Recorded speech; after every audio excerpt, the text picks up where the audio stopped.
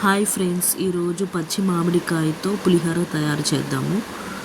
ముందుగా కడాయి తీసుకొని తగినంత ఆయిల్ పోసుకోవాలి. ఆయిల్ హీట్ అయిన తర్వాత ఎండుమిర్చి, పోపు దినుసులు, పల్లీలు, కరివేపాకు, ఇంగువ ఇవన్నీ బాగా వేయించుకోవాలి. ఇవన్నీ వేయించుకున్న తర్వాత ముందుగా తురిమి పెట్టుకున్న మామిడి తురుమును కూడా యాడ్ చేసి బాగా కలుపుకోవాలి.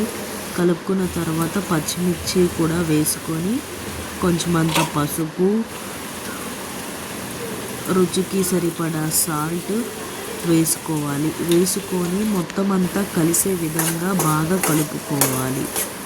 ఇలా మొత్తం అంతా కలిసిన తర్వాత మనం ముందుగా ఉడకబెట్టుకున్న అన్నంలోకి ఇది యాడ్ చేసుకోవాలి. యాడ్ చేసుకొని ఈ తురుముని అన్నానికి మంచిగా పట్టే విధంగా కలుపుకోవాలి. బాగా ఈ విధంగా కలుపుకుంటే చాలా బాగుంటుంది మనకి. ఈ విధంగా కలుపుకున్న తర్వాత మనం ఒక గిన్నెలోకి ఒక చిన్న బౌల్లోకి తీసుకొని ఒక స్పూన్తో తింటే చాలా బాగుంటుంది.